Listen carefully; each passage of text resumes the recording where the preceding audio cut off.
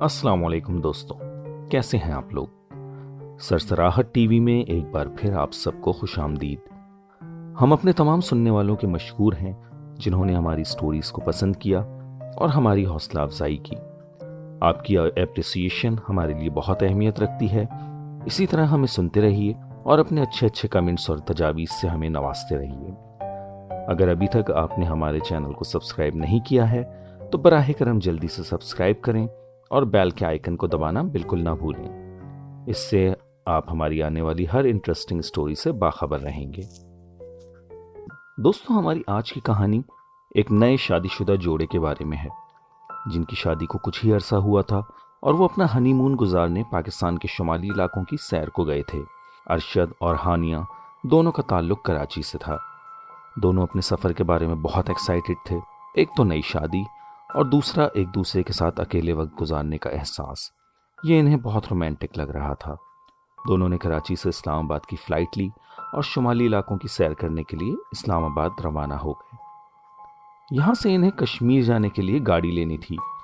दोनों ने फैसला किया था कि वो अकेले ही सफ़र करेंगे ताकि उन्हें डिस्टर्ब करने वाला कोई ना हो।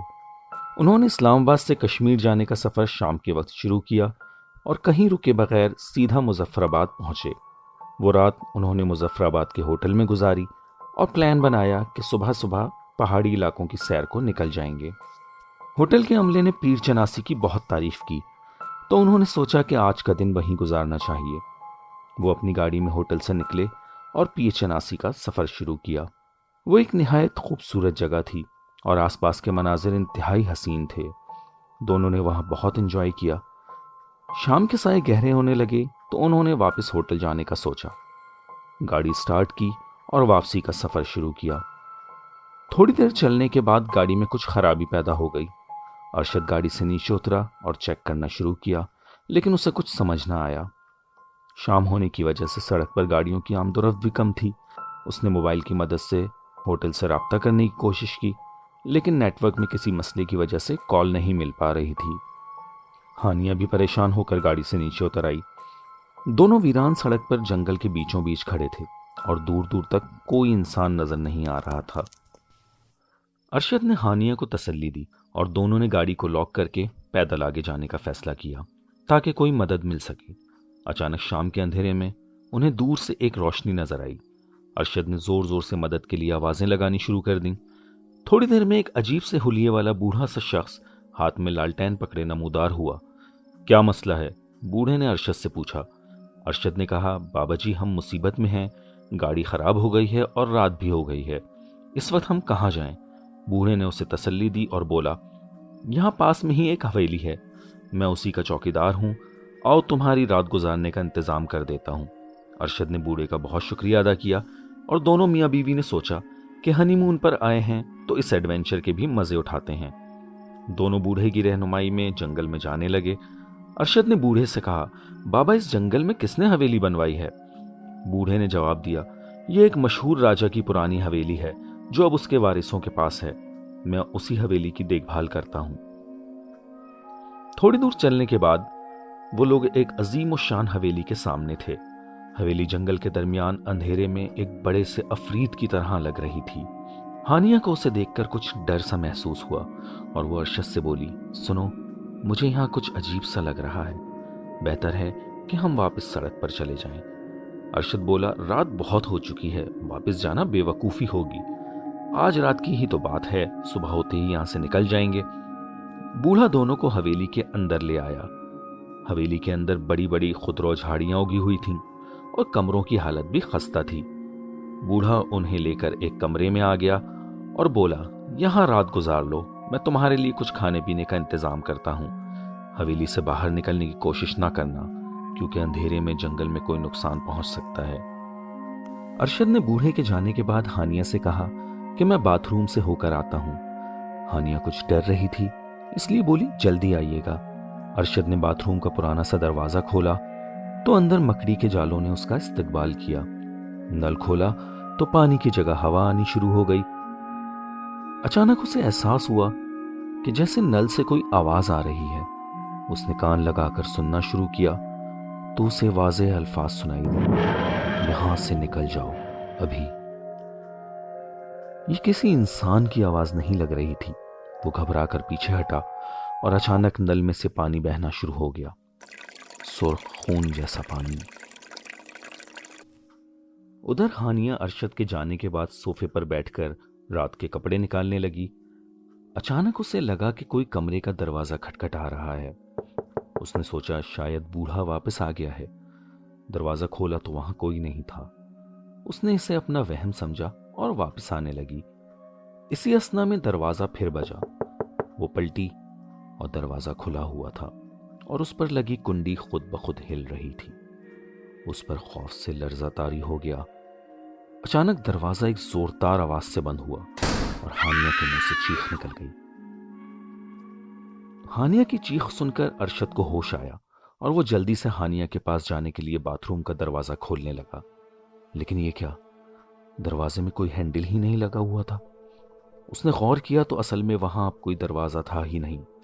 اس کے چاروں طرف دیواریں تھیں اور وہ ان میں قید ہو گیا تھا۔ اس نے گھبرا کر چلانا شروع کر دیا اور ہانیہ کو آوازیں دینے لگا۔ پھر اچانک واش بیسن اپنے آپ ہلنا شروع ہو گیا۔ اس کا پائپ پھٹ گیا اور چاروں طرف پانی کے فوارے بلند ہو گئے۔ ارشد گھبراہٹ میں فرش پر سلپ ہو گیا۔ اس نے اٹھنے کی کوشش کی، لیکن جیسے زمین نے اسے اپنے ساتھ جکڑ لیا ہو، وہ اٹھ ہی نہیں پا رہا تھا۔ باتھ روم میں پانی کی سطح بلند ہوتی جا رہی تھی۔ اس نے سوچا ایسے تو وہ ڈوب جائے گا۔ وہ زور لگا کر اٹھا اور اس بار اسے سامنے دروازہ نظر آیا۔ وہ تیزی سے دروازہ کھول کر باہر نکلا۔ پیچھے پلٹ کر دیکھا تو باتھ روم کے فرش پر پانی کا نام و نشان بھی نہیں تھا۔ وہ گھبرا کر تیزی سے ہانیہ کے پاس جانے کے لیے دوڑا۔ ہانیہ کی چیخیں دروازہ بند ہونے کی وجہ سے نہیں، بلکہ دروازہ بند ہونے کے بعد کسی کو کمرے میں موجود پا کر ہوئی تھیں۔ اس کے سامنے ایک 13-14 سالہ لڑکی کھڑی تھی، جس کے بال کھلے ہوئے تھے اور چہرے پہ عجیب سی ویرانی چھائی ہوئی تھی۔ اس کی آنکھیں غیر انسانی تھیں اور آنکھ کی پتلیاں بالکل جانوروں کی آنکھوں کے جیسی تھیں۔ اس نے سفید لباس پہنا ہوا تھا جس پر خون کے چھینٹے پڑے تھے۔ وہ ننگے پیر تھی اور اس کے پاؤں کی انگلیاں مڑی ہوئی تھیں۔ اس لڑکی کے ہاتھ میں ایک بڑا سا خون آلود خنجر تھا جس سے تازہ تازہ خون ٹپک رہا تھا۔ اس لڑکی نے آہستہ آہستہ ہانیہ کی جانب پر چلنا شروع کیا۔ ہانیہ کی چیخیں رکنے کا نام نہیں لے رہی تھیں۔ اس نے اپنے آپ کو بچانے کی خاطر صوفے کے پیچھے جانا چاہا۔ اس دوران ارشد بھاگتا ہوا آ گیا۔ ارشد کے کمرے میں داخل ہوتے ہی اس خون آشام لڑکی نے ایک لرزہ خیز چیخ ماری اور خنجر سے ارشد پر وار کر دیا۔ خنجر سیدھا ارشد کے دل میں پیوست ہو گیا اور وہ بیچارہ نیچے فرش پر گر کر اپنی نئی نویلی دلہن کے سامنے تڑپنے لگا۔ اس کی آنکھوں میں وہ سارے سپنے نظر آ رہے تھے جو اس نے ہانیہ کے ساتھ زندگی بتانے کے لیے دیکھے تھے۔ ہانیہ اس اچانک حادثے سے حواس باختہ ہو گئی۔ اس کا محبوب شوہر اس کی آنکھوں کے سامنے تڑپ رہا تھا۔ موت کے خوف پر نفرت اور بدلہ غالب آ گیا۔ اس نے سائیڈ میں پڑا ٹیبل لیمپ اٹھا کر لڑکی پر زور سے پھینکا۔ لڑکی پر اس کا کوئی اثر نہیں ہوا اور وہ خوار آوازیں نکالتے ہوئے ہانیہ کی جانب بڑھی۔ ہانیہ نے اس کے ہاتھ کے ناخن دیکھے جو بے حساب بڑے ہوئے اور بلیڈ کی طرح نوکیلے تھے۔ ہانیہ نے جان بچانے کے لیے کمرے سے باہر نکلنے کی کوشش کی، لیکن لڑکی نے پیچھے سے اس کی کمر پر ناخن مارے۔ ناخنوں سے اس کی پوری کمر لہو لہان ہو گئی۔ تکلیف کی شدت سے اس کی آنکھوں میں آنسو آ گئے۔ وہ چیخ چیخ کر مدد کے لیے پکار رہی تھی، لیکن اس اندھیرے جنگل کی سنسان حویلی میں کوئی اس کی مدد کو نہیں آنے والا تھا۔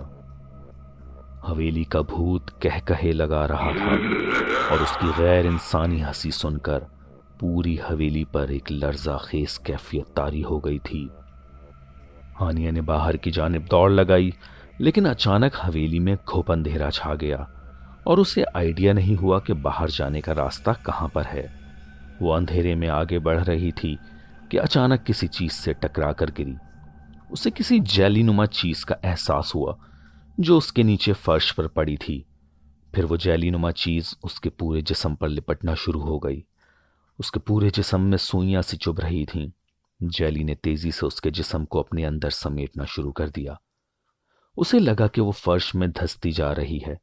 اس نے چیخنے کی کوشش کی، لیکن وہ جیلی اس کے ہونٹوں تک آ گئی تھی۔ اس کی سانسیں رکنے لگیں۔ تبھی اچانک حویلی کی لائٹیں جل گئیں اور اس کی آنکھوں کے ٹھیک سامنے وہ خون آشام بلا اپنا خنجر لیے کھڑی تھی۔ خنجر کا وار ٹھیک اس کے گلے پر پڑا اور خون کے فواروں نے زمین کو سرخ کرنا شروع کر دیا۔ ہانیہ کے منہ سے ایک دردناک چیخ بلند ہوئی، اس کی آخری چیخ۔ حویلی کا بھوت آج کے شکار پر بہت خوش تھا، اور پھر حویلی میں ایک سناٹا چھا گیا، موت کا سناٹا۔ دوستوں، امید ہے کہ آج کی کہانی بھی آپ کو دلچسپ اور ڈراؤنی لگی ہوگی۔ ہمارے چینل کو لائک اور سبسکرائب کریں تاکہ ہم یوں ہی اچھی کہانیاں آپ کی خدمت میں پیش کرتے رہیں۔